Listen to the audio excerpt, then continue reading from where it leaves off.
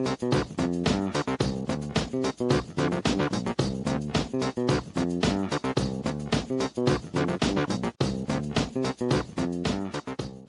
के डरते हो? माइक्रो इजी लगती है और स्टैट्स टफ लगती है सिर्फ न्यूमेरिकल्स की कैलकुलेशन की वजह से। बट मेरे पास कुछ बच्चे ऐसे हैं जो स्टैट्स ज़्यादा अच्छे से करते हैं, थियरी में ज़्यादा टकते हैं। इंडेक्स नंबर आपको वहाँ पे हेल्प करता है। इंडेक्स नंबर 5 मार्क का न्यूमेरिकल एंड 4 मार्क की थियरी प्लस न्यूमेरिकल, तो 9 मार्क्स स्ट्रेट अवे सिक्योर करके देते हैं। आज के वीडियो का एजेंडा होगा index number. I try to sum it up जितना जल्दी जितना इजी तरीके से मैं आपको बता सकता हूँ। कुछ टिप्स और कुछ ट्रिक्स बताऊंगा ताकि आपकी कैलकुलेशन कभी भी गलत ना हो। इसी से स्टार्ट करते हैं। तब पहले इंडेक्स नंबर होता क्या? तो सबसे पहले हम अपने सिलेबस में इंडेक्स नंबर में केवल और केवल प्राइस इंडेक्स नंबर्स कवर करते हैं, क्योंकि इंडेक्स नंबर होते ही क्या, यहाँ से स्टार्ट कर रहे हैं तो मैं आपको जस्ट इसका इंडिकेशन दे रहा हूँ कि इससे मत डरना कि बहुत बड़ा चैप्टर है। एक छोटा सा टॉपिक आएगा प्राइस इंडेक्स नंबर, ठीक है। तो यहाँ से स्टार्ट करते हैं इंडेक्स नंबर्स होते हैं। तो देखो सिंपल से एग्जांपल, अगर मुझे 2010 को 2025 से कंपेयर करना है तो हम कंपेयर कैसे करते हैं? से इसमें एक्स गुड का प्राइस कितना था, इसमें कितना है, या एक्स गुड की क्वांटिटी कितनी थी, इसमें कितनी है। तो अगर मुझे रियल टाइम बेसिस पे चेक करना है कि कंट्री में ग्रोथ हुई है, प्रोडक्शन हुई है या नहीं हुई, तो उसके लिए हम किसको यूज करते हैं? इंडेक्स नंबर्स को यूज करते हैं। जिसका सीधा सा मतलब ये हुआ, इंडेक्स नंबर एक वेरिएबल के रिलेटेड चेंजेस को बताता है over a period of time या प्लेस। एग्जांपल, अगर आपको इंडिया को चाइना से कंपेयर करना है या इंडिया के ही अंदर दो टाइम पीरियड्स को कंपेयर करना है, से 2010 और 2025, तो ये दोनों को बताएगा। आप प्लेस में भी निकाल सकते हो इंडेक्स नंबर और आप टाइम में भी निकाल सकते हो। देन इसे हम सेक्टोरल बोलते हैं, इंटर सेक्टोरल, और इसे हम क्या बोलते हैं? Inter temporal. बट हमारी बुक्स में जो क्वेश्चंस गिवन होते हैं वो ज्यादातर कौन से होते हैं? टाइम पीरियड पर बेस्ड होते हैं। सेक्टोरल वाले कंपैरेटिवली रियल लाइफ में बहुत कम यूज होते हैं। हम ज्यादातर कौन से यूज करते हैं? टेम्पोरल वाले। करेक्ट। तो इंडेक्स नंबर की बेसिक डिफाइन क्या होती है? उसका थ्योरी में सबसे पहला टॉपिक यही बनता है, what do you mean by index number. तो इंडेक्स नंबर एक मेजर है to tell the extent of change in values of one or related variable over two different places or time period। Got it? तो दो time periods के बीच में या दो places के बीच में अगर आपको एक ही वेरिएबल या उससे रिलेटेड वेरिएबल्स की वैल्यूज में चेंज देखना है, मेजर करना है, वो कौन करके देता है? आपको इंडेक्स नंबर करके देता है। तो यहीं से हम स्टार्ट करते हैं थ्योरी का second topic. This was first. इसी तरीके से सेकंड आता है इसके कैरेक्टरिस्टिक्स। तो कैरेक्टरिस्टिक्स में सबसे इंपॉर्टेंट आता है, सबसे पहले हम इंडेक्स नंबर को बैरोमीटर ऑफ इकोनॉमी के नाम से जानते हैं। Barometer of economy. अभी बैरोमीटर क्या होता है? बैरोमीटर एक तरीके का डिवाइस है जो इकोनॉमी की पल्स को चेक करता है। किसको चेक करते हैं? पल्स को। हार्ट बीट, मतलब पल्स का मतलब जो हम अपने यहाँ से चेक कराते हैं। सो ये भी उसी की बात कर रहे हैं कि अगर मुझे इकोनॉमी की पल्स चेक करनी है कि कितना इकोनॉमी सर्वाइव कर रही है, ग्रो कर रही है या चल भी पा रही है, वो किस में आता है? हमारा बैरोमीटर में आता है। तो index number is also known as barometer of economy, क्योंकि ये वो डिवाइस है जो इकोनॉमी की पल्स को चेक करता है। इसी तरीके से सेकंड आता है, index number is a specialised average.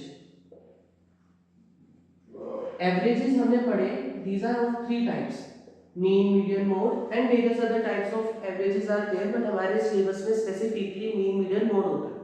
तो इंडेक्स नंबर एक तरीके का स्पेशलाइज्ड एवरेज है, उन्हीं एवरेजेस को थोड़ा सा एक्सटेंड करके बनाया जाता है, ठीक है। Third, index number is in percentage terms, लेकिन इसका रूल क्या है?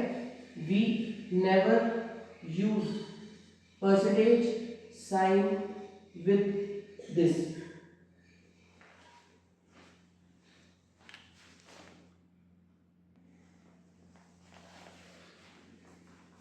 बट हम कभी भी इसके साथ परसेंटेज साइन नहीं लगाते। एग्जाम्पल क्या होगा, जैसे अगर मैं कहता हूँ कि मेरे प्राइस इंडेक्स की वैल्यू 101 आ रही है, तो ये क्या कहेगा बेटा, ये 101 परसेंटेज है, लेकिन हम कभी ये परसेंटेज का साइन नहीं लगाएंगे, ये याद रखना, ठीक है। लास्ट आता है, आप इंडेक्स नंबर को can be use in calculating change in both time और प्लेस। आप इसको टाइम के रिस्पेक्ट में भी और प्लेस के रिस्पेक्ट में भी दोनों में चेक कर सकते हैं। ये हमारे 4 फीचर्स बनते हैं, क्लियर। इसके बाद नेक्स्ट थियरी क्वेश्चन आता है, ये भी बहुत इंपॉर्टेंट है। This is problems in construction of index number.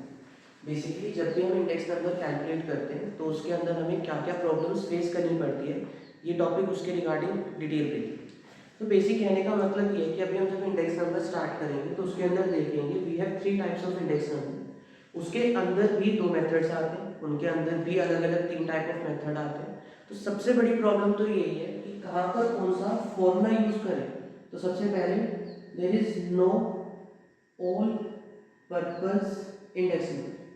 तो सबसे पहले तो हमारे पास ऐसा कोई भी इंडेक्स नंबर नहीं है जो सारे पर्पसेस को सॉल्व करे। तो अलग अलग पर्पस के लिए अलग अलग type of index numbers use होते हैं, first problem.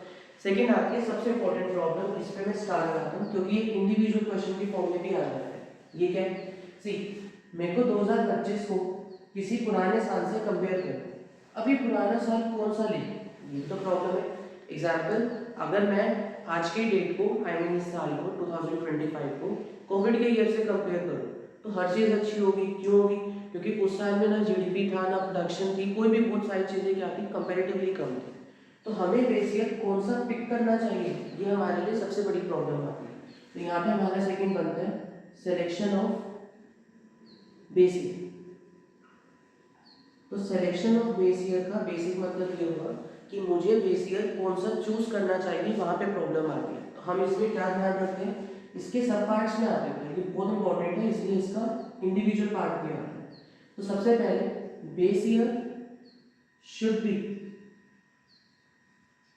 A normal year.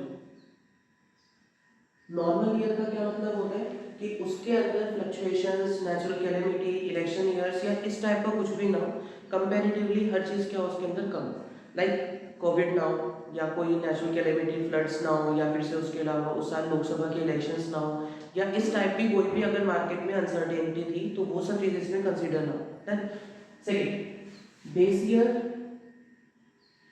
Should not be too away from current year.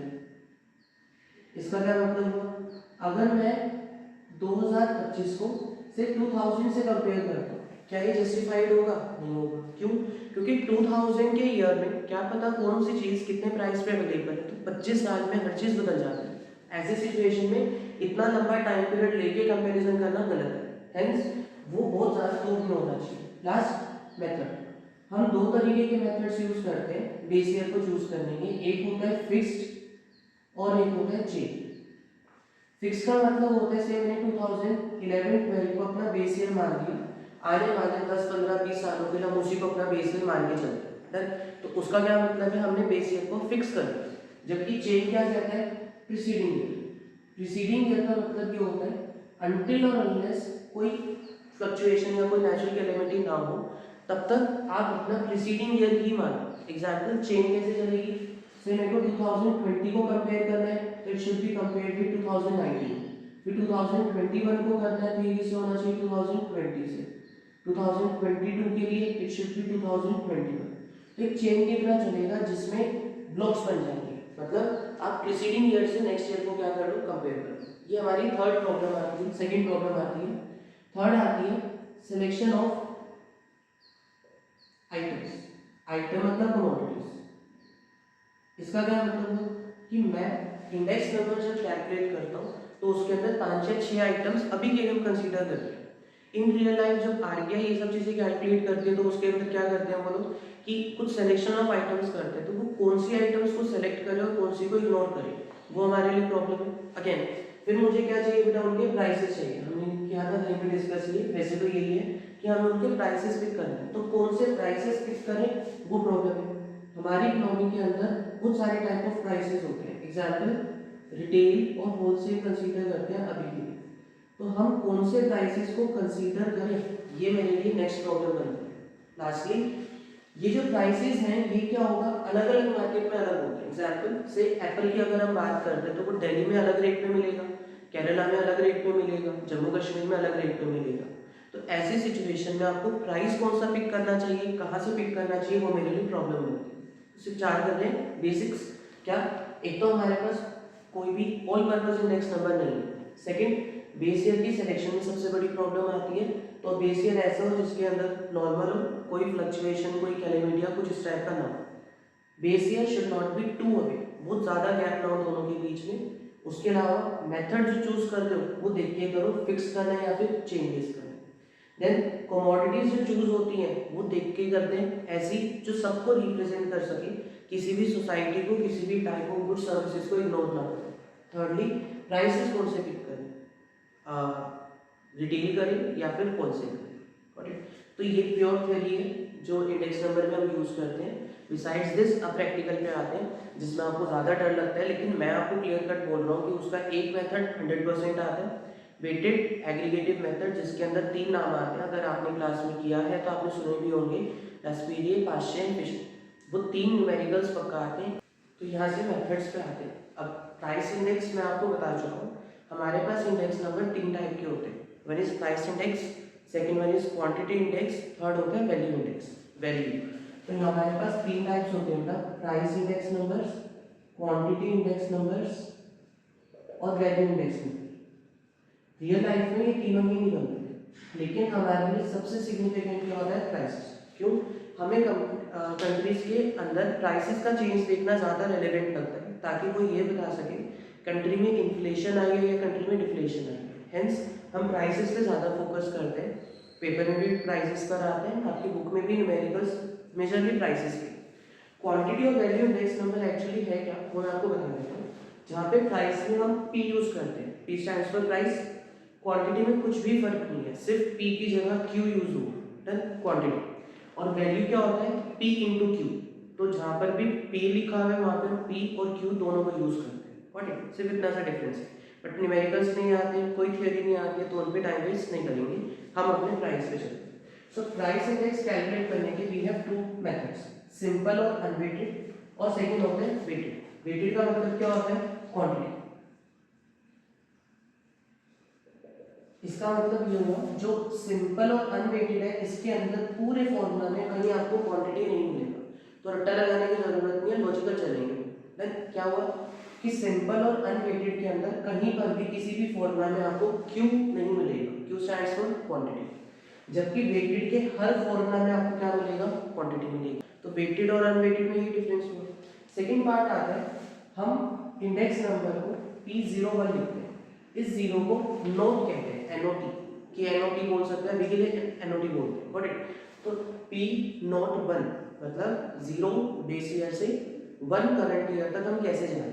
अब ये 0 किसी भी ईयर के लिए यूज किया जा सकता है जो हमारा बेस ईयर है। बेस ईयर का मतलब जिससे कंपैरिजन किया जाएगा। 1 का मतलब क्या है, करंट ईयर, जिससे आप कंपैरिजन, जिसका आप कंपैरिजन कर रहे हो। क्लियर। उसके अलावा price index of base year is always 100। इसे याद रखना प्लीज।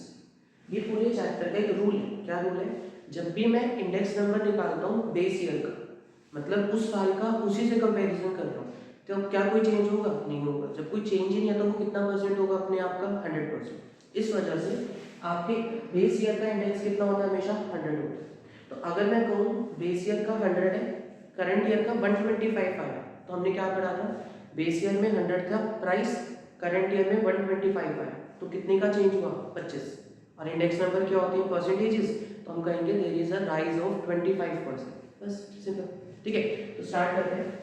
सिंपल और अनवेटेड में दो नाम आते हैं, मेथड्स ऑफ टाइप्स। एग्रीगेटिव, जिसका सिंपल मतलब क्या होता है, सम पहले डिवाइड बाय,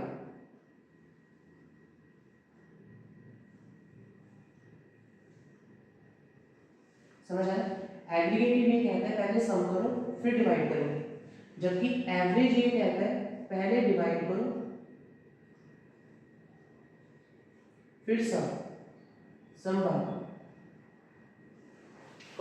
तो हमारे पास दो मेथड्स हैं, सिंपल एग्रीगेटिव जिसमें हम पहले सम करते हैं फिर डिवाइड करते हैं, जबकि एवरेज कहता है पहले डिवाइड करो फिर सम करेंगे लास्ट में एवरेज निकाल देंगे।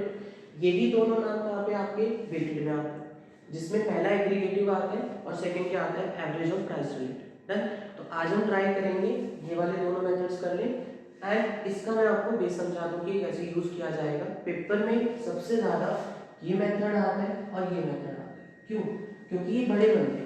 अब इस चैप्टर से आना आपका 5 मार्क का क्वेश्चन है, तो उसमें इनकी वर्ड्स थोड़ी सी कम हो जाती है, लेकिन स्टिल 2 मार्क में 3 मार्क में 1 मार्क एमसीक्यूज में आपको दे दिए जाते हैं, इसलिए करेंगे लेकिन जल्दी जल्दी करेंगे। ठीक है, अब एग्जाम्पल से स्टार्ट करते हैं। देखिए एग्रीगेटिव ये कहते हैं मेरे पास 2 साल है, एक बेस ईयर होगा जो सबसे पहले आएगा, पहले का मतलब लिखने में पहले नहीं, ईयर की क्रोनोलॉजी में पहले आएगा। तो 2012 और 2020 क्या पहले आएगा 12, तो मैं मानूंगा ये मेरा प्राइस ऑफ बेस ईयर है। 2020 बाद में आएगा तो इसको हम क्या मानते हैं प्राइस ऑफ करंट ईयर मानते हैं। अब फॉर्मूला क्या होता है, देखो index number is equal to sigma, वो सिग्मा नहीं, सिग्मा का मतलब सम ऑफ P1 क्या था करंट ईयर का प्राइस, तो करंट ईयर के प्राइस का सम मतलब पहले ऐड करेंगे, डिवाइड बाय P0 का सम, तो P0 ये था इसका सम करेंगे, फिर इस सम को इस सम से डिवाइड इनटू में 100। सिंपल, करेक्ट स्टार्ट करते हैं। तो हमारा प्राइस इंडेक्स फर्स्ट मेथड से क्या बनता है सिग्मा, बेटा पहले फॉर्मूला लिखेंगे तो आप वैल्यूज पुट करोगे। ठीक है, इसका सम क्या बनता है एडिंग देम 60 90 150 और 50 200 एंड 225, और इसका सम क्या बना 40 60 90 और 100। ये चांस की बात है कि बेस ईयर का सम भी 100 आ रहा है। ठीक है, मैंने इजी कैलकुलेशन के लिए 100 दिया, बट अदरवाइज हमेशा 100 आएगा, कंपैरिजन नहीं है। क्यों? ये बेस ईयर का इंडेक्स नहीं है, ये तो सम है। इंडेक्स हमेशा 100 आएगा, ये तो श्योरिटी है ऑलवेज, लेकिन सम आएगा वो कंपैरिजन की, तो वो पुट करते हैं। सिग्मा P1 का सम है 225, P0 का सम कितना है 100 इनटू 100 से 100 कैंसिल किया, हमारे पास 225 का आंसर है। परसेंटेज साइन यूज नहीं होगा, याद रखना। बट इसके नीचे मैं क्या लिखूंगा, मतलब करंट ईयर का इंडेक्स नंबर आया 225, बेस ईयर का इंडेक्स कितना था 100, तो मैंने क्या समझाया था अगर 100 से 125 हो रहे हैं तो हम क्या कहते हैं 25% बढ़ा। अब क्या कहते हैं 100 से 225 हो गया, तो इसमें से इसको माइनस कर दो, कितना बचा 125, तो हम कहेंगे there is an increase of 125% in prices, कि प्राइसेस में बेस ईयर के मुकाबले करंट ईयर में 125% का राइज है। So this was about first method. इस पर बेस आप कितने भी न्यूमेरिकल्स प्रैक्टिस कर सकते हो, this is very basic, got it. अब किसी को अगर मुझे सेकंड मेथड से करना है, ये क्या है एवरेज ऑफ प्राइस रिलेटिव। ठीक है बेटा, रिलेटिव का मतलब हमेशा याद रखना किसी चीज के रिलेशन में होता है, ये क्या होता है एब्सोल्यूट, ऐड कर दो बात खत्म, है ना। बट वो क्या है थोड़ा लॉजिकल है, क्या लॉजिकल एग्जांपल, किसी क्वेश्चन को रिपीट करते हैं बट थोड़ा सा चेंज करेंगे। जैसे कमोडिटीज की बात करते हैं, कमोडिटीज में ये ABCD की जगह पर मैं आपको लिखूं यहाँ पे बनाना, क्लॉथ, मिल्क एंड से व्हीट, व्हीट। ठीक है, अब इसमें प्राइसेस आपको सेम दे रखे हैं P0 और P1, क्या क्या गिवन है 10 30 20 40 25 60 50 और 90। अब लॉजिक क्या लगता है, देखो सीधी सी बात है, जब बनाना की डजन ये भी 25 रुपए पर डजन होगा, क्लॉथ की बात करें कि ये 30 रुपीज पर मीटर होगा, पर मीटर, और 60 रुपीज पर मीटर, ये पर लीटर पर केजी एंड पर केजी। अब लॉजिक बताओ, क्या मैं सेंटीमीटर को किलोग्राम में ऐड कर सकता हूँ? नहीं ना, तो हम इनके प्राइसेस को यहाँ पे ऐड कर देते हैं, क्या वो इलॉजिकल नहीं है? तो ये क्या कहते हैं, आप एक काम करो, आप इसको ऐड मत करो, पहले आप यहाँ पे P1 बाई P0 इंटू 100 निकालो हर एक का, जो यहाँ पे नहीं हो रहा, यहाँ पे क्या कर रहे थे लास्ट में कर रहे थे, वहाँ पे पहले करो, तो उसने क्या कहा, हर वैल्यू का P1 बाय P0 इंटू 100 निकालो, कितना बनेगा बेटा ये, इससे ये कट गया, this will be 250, next 60 by 30 into 100, this will be 200, 50 by 20 into 100, this will be 250, 90 by 40 into 100, 4 से कैंसिल होता है 2.5 पे,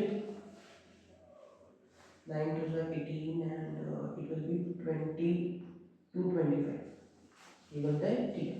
सो हमारे पास ये चार वैल्यूज है। अब फॉर्मूला क्या है, फॉर्मूला कहता है index number will be sum of P1 upon P0 into 100, तो P1 अपॉन P0 इंटू 100 क्या है, ये सब इसका सम कितना बनेगा, ऐड दें 200 400 600 800 900 925।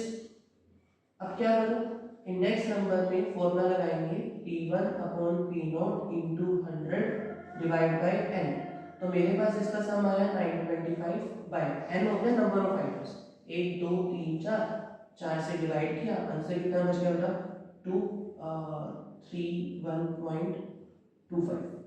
तो हम करेंगे इंक्रीज ऑफ 100 से 231, तो हम कहेंगे 100। इस मेथड में और इस मेथड में क्या फर्क है, ये इलॉजिकली चाहे कोई भी कमोडिटी हो सबके प्राइसेस को पेज देते हैं, मतलब ऐड कर देते हैं, जबकि ये मेथड क्या कहता है, लॉजिक से चलेंगे, अगर सबकी यूनिट्स अलग अलग है तो आप सबको अपनी ही यूनिट में कंपेयर करो। अब क्या होगा, मैंने पर डजन को पर डजन से डिवाइड किया, डजन डजन कट गए, क्या बच गई, सिर्फ वैल्यू बच गई। अब वैल्यू में वैल्यू तो ऐड कर सकते हैं ना कम से कम, तो आप यहाँ पे रिलेटिव तरीके से चलोगे, आपको यहाँ पर एब्सोल्यूट तरीके से ऐड करने की जरूरत नहीं है, तो ये वाला मेथड ज्यादा लॉजिकल है। इसको क्या कहते हैं, average of price rate. Hopefully question clear है, तो आप इसके जितने चाहो न्यूमेरिकल्स कर सकते हो, फिर भी you are facing any doubt तो आप क्लियरली पूछ सकते हो। बट ये पेपर के पॉइंट ऑफ व्यू से कंपैरेटिवली दोनों ही लीस्ट इंपॉर्टेंट है, जो इंपॉर्टेंट है वो स्टार्ट करते हैं, ठीक। तो एक बार इस पे देख लो, जो आपको नहीं समझ आए आप कमेंट में बता सकते हो, मैं उसको थोड़ा सा और डिटेल में कराने की कोशिश करूँ, ठीक है। तो नेक्स्ट पे चलते हैं एग्रीगेटेड मेथड। नेक्स्ट पे आता है एग्रीगेटेड मेथड, किसके अंदर, वेटेड के अंदर, वेटेड के अंदर। अब वेटेड क्या कहता है, सिंपल, क्वांटिटी भी होगी और प्राइस भी होगा, ठीक है। तो अब यहाँ पे समझना पड़ता बड़े ध्यान से क्या होता है, मैं आपको याद करने का फॉर्मूला नहीं बता रहा, लॉजिकली चलेंगे, ठीक है। मुझे एक बात बताओ, बेस इंडेक्स नंबर का सबसे बेसिक फॉर्मूला क्या है, P1 अपॉन P0 इंटू 100, है ना। सेम यहाँ पर इसका भी ऐसे लिखेंगे, P1 अपॉन P0 इंटू 100। अब क्योंकि ये क्वांटिटी भी लेगा, तो एक फॉर्मूला में लिख लेते हैं बेस ईयर की क्वांटिटी, एक फॉर्मूले में लिख लेते हैं करंट ईयर की क्वांटिटी, कि दोनों के साथ कोई नाइंसाफी नहीं हो गया फॉर्मूला, ये फॉर्मूला है बस।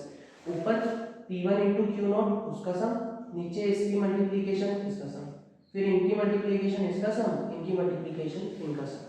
मुश्किल है नहीं, क्या फॉर्मूला, P1 अपॉन P0, दोनों के Q0 मल्टीप्लाई कर दो, फिर ऐसे P1 अपॉन P0 Q1 और Q1 को मल्टीप्लाई कर दो इंटू 100 और दोनों के सम, ठीक। ये फॉर्मूला। थर्ड फॉर्मूला क्या कहता है, P01 is equals to, actually क्या है ये, under root plus period into partial. इसका मतलब ये जो थर्ड मेथड है ये बेसिकली इससे डील करता है, दोनों के अंदर आने वाली वैल्यूज का ज्योमेट्रिक मीन उठाता है, इसे हम क्या बोलते हैं, ज्योमेट्रिक मीन। ज्योमेट्रिक मीन का मतलब ये होता है कि दो वैल्यूज के बीच में मल्टीप्लिकेशन करके उनका क्या कर दो, रूट कर दो। तो इसका फॉर्मूला क्या बनता है, under root P1 P0 Q0 into P1 P0 Q1 sum sum sum और सम। बट इसका भी इंटू 100, इसका भी इंटू 100, रूट के अंदर 200 आएंगे तो फिर रूट के बाहर जाके क्या हो जाएगा, 100 बन जाएगा, क्योंकि वो अंदर 100 का स्क्वायर बनेगा, तो रूट के बाहर ले जाओ क्या बन जाएगा, वो 100। अब आप ये नोटिस करना, सारे फॉर्मूलाज में इंटू 100 जरूर है, चाहे ऊपर हो नीचे हो कैसे भी हो, लेकिन हमने किया, क्यों किया, क्योंकि index numbers are always expressed in percentages without using the sign of percentage. मतलब आप परसेंटेज में तो आंसर निकालोगे लेकिन परसेंटेज यूज नहीं करेंगे, जब परसेंटेज चाहिए तो हमें क्या चाहिए उसके साथ इंटू 100, ठीक। तो ये हमारे पास तीन फॉर्मूलाज आते हैं, वेरी वेरी इंपॉर्टेंट, 100% इसका पेपर में क्वेश्चन आते हैं और वो भी आता है। अब वो फॉर्मूला क्या है, फिर से एवरेज ऑफ प्राइस रेट, ये तो क्या कह रहे हैं, सबको ऐड कर दो, है ना। वो फिर से लॉजिक चलेगा। क्या चलेगा? जो हमने किया था बेटा, पहले P1/P0 × 100, फिर एक W निकलता है P0 × Q0, फिर RW डिवाइड बाय W। थोड़ा सा उलझ जाएगा, कोई बात नहीं, एक एक करके करते हैं, न्यूमेरिकल से इजी रहेगा। ठीक है, मैं क्वेश्चन लिखता हूँ, वहां से स्टार्ट करते हैं, आपको देखते हैं कितना समझ आएगा। मैं उसमें आपको कुछ टिप्स बताता हूँ कि आप कैलकुलेशन को कैसे अवॉइड करोगे। ठीक है, एक क्वेश्चन करके देखते हैं जिसके अंदर हम ये तीनों मेथड्स निकालेंगे। पेपर में क्या होता है बेटा, सिंपल है, या तो वो आपको तीनों मेथड्स दे देते हैं, या अब क्या होने लगे क्योंकि पेपर का पैटर्न थोड़ा इजी बनाया जाता है, तो वो क्या करते हैं, या तो आपको फर्स्ट 2 मेथड्स देते हैं या आपको स्ट्रेट थर्ड दे देते हैं। है तो तेज स्कूल वाले, आप चाहे पहले दोनों करो चाहे सिर्फ तीसरा करो, करनी आपको सारी कैलकुलेशन पड़ेगी, कुछ नहीं फर्क पड़ेगा, सिर्फ एक लिखने में फर्क आएगा लास्ट स्टेप पे, अदरवाइज तो आपको सारा ही करना है। तो सिंपल सी बात है, आपको ये पूरा मेथड समझना बहुत जरूरी है। और तो स्टार्ट करते हैं। देखो अज्यूम करते हैं मेरे पास 2 ईयर्स है, एक 2010 एक 2020, चार हमें प्राइस क्वांटिटी गिवन है। आपको क्वेश्चन इस तरीके से आता है। और तो सबसे पहले ये डिसाइड करो बेस ईयर क्या और करंट ईयर क्या। This is my base year, तो इसका P0 और ये Q0, ये करंट ईयर तो ये P1 और ये Q1। अब मुझे फॉर्मूले में चाहिए, तो सबसे पहले क्या क्या करूं, ऐसे टेबल बना के अपनी आंसर शीट पे फॉर्मूला लिख लो। क्यों लिखो बेटा, उससे एक तो आपको ये आइडिया रहेगा कि मुझे ऊपर कॉलम्स क्या निकालने, और दूसरा सबसे इंपॉर्टेंट बात, भगवान ना करे तुम्हारा पेपर छूट है। वैसे मैं वीडियो शॉर्ट बनाऊंगा जिसके अंदर आई ट्राई कि मैं आपको ये समझा सकूं कि आप अपना पेपर किस तरीके से करो कि कभी नहीं छूटेगा। मेरा पेपर हमेशा 1 घंटे पहले होता था जब मैं अपने टाइम पे एग्जाम्स दे रहा था, तो उसका रीज़न मैं आपको समझाऊंगा कैसे होगा, लेकिन अभी के लिए फिलहाल चलते हैं। इन केस आपका पेपर छूट रहा है और आपके पास टाइम नहीं है, तो एटलीस्ट फॉर्मूलाज लिखे हुए होंगे तो आपको उसके मार्क्स मिल जाएंगे। तो पहले फॉर्मूला लिखो। एक तो ये आपको आइडिया देते हैं कि आपको निकालना क्या है, दूसरा आपके पास एडिशनल मार्क्स बनते हैं इनकेस आपका पेपर रहना चाहिए। Under root P1 P0 Q0 Q0 P1 P0 Q1 Q1 sigma sigma sigma sigma, कितना सिग्मा हो गया, इक्वल टू वैल्यू। ठीक है, अब वैल्यू से P1 Q0, तो पहले P1 Q0 लिखो, second P0 Q0, third P1 Q1, fourth P0 Q1।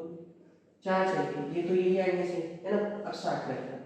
P1 Q0 चाहिए, तो यू हैव 2 हैंड्स ऑब्वियसली।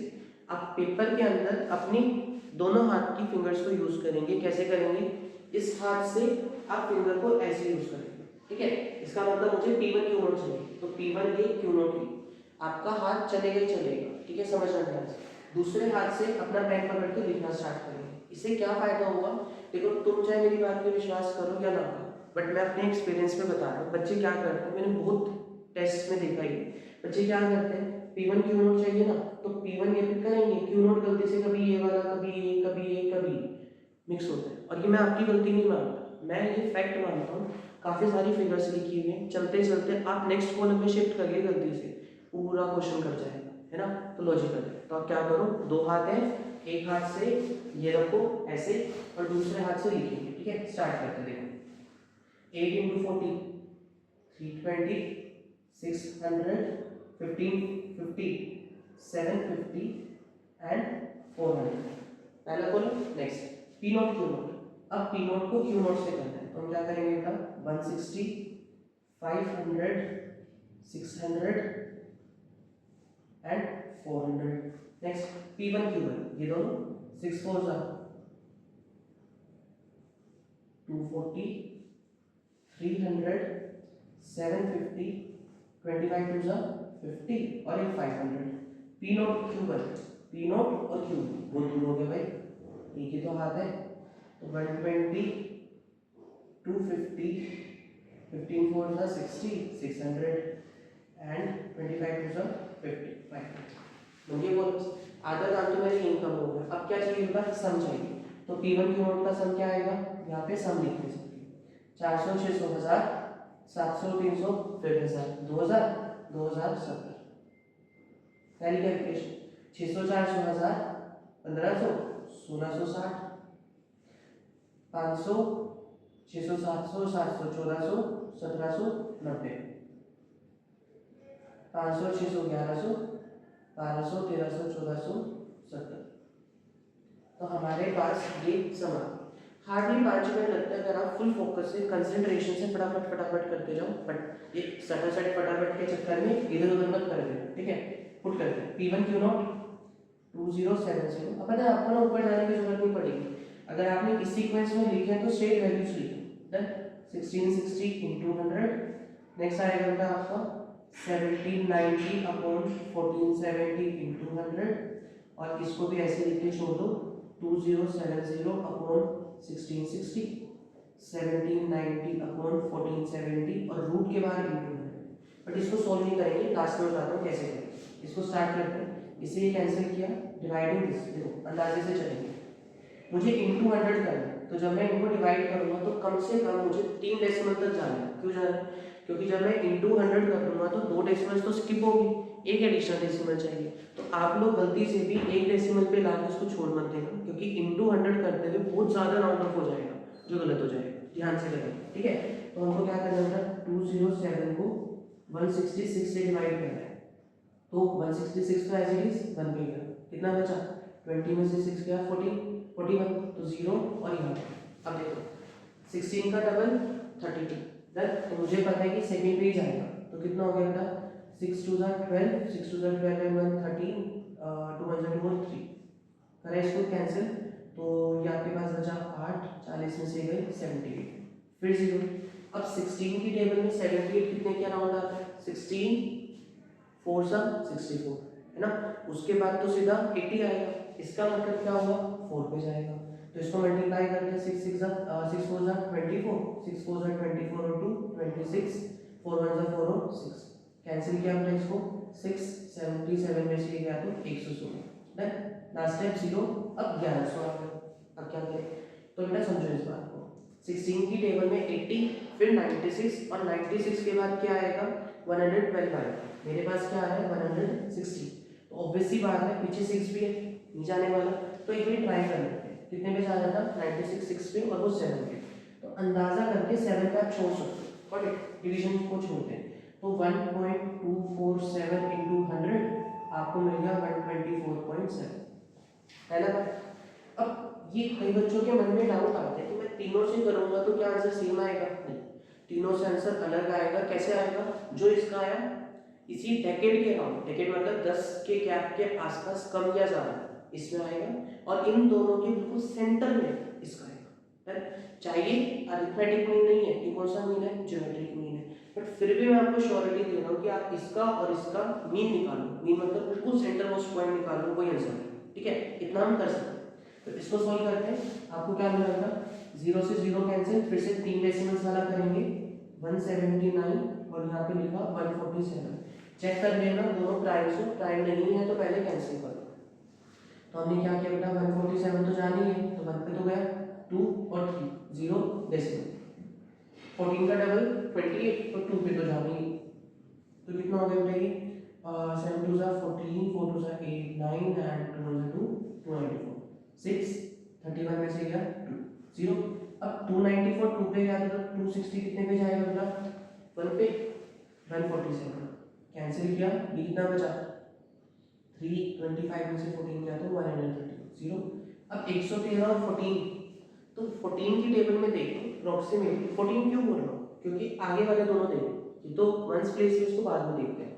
तो 14 की टेबल में 70, 70 के बाद 98 और 98 के बाद अप्रोक्सीमेटली बनता है 112 बनता है, तो हमें 1120 चाहिए था, बट पीछे 7 भी है, अप्रोक्सीमेटली कितना होगा बेटा 7 पे जाएगा अंदाजे से, ये हम कितना लिख लेते हैं 1.217 into 100, तो आपका आंसर होगा 121.7, ठीक।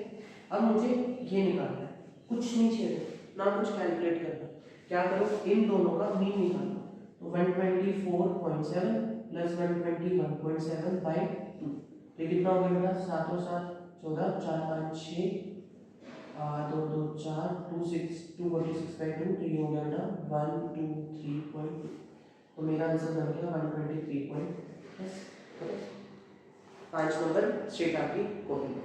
तो यहाँ तक प्रॉब्लम नहीं है, यहाँ तक तो आप 5 मिनट के अंदर पूरा कर लोगे, क्योंकि ये बेसिक कैलकुलेशन है, ये डिवीजन की आप पता है।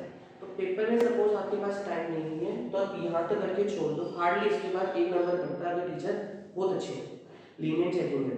सेट पे है तो 10 नंबर काटते हैं, मेरे को नहीं लगता नीड भी वर्थ बनती है, 1 नंबर या आधा नंबर काटा जाता है just for division. Got it? Otherwise आप अंदाजे से भी लिखना चाहो तो ये देखो, ये डबल नहीं तो 200 नहीं जाएगा, 150% के आसपास आपके सारे आंसर्स आ जाते हैं, बट वो डिपेंड करता है।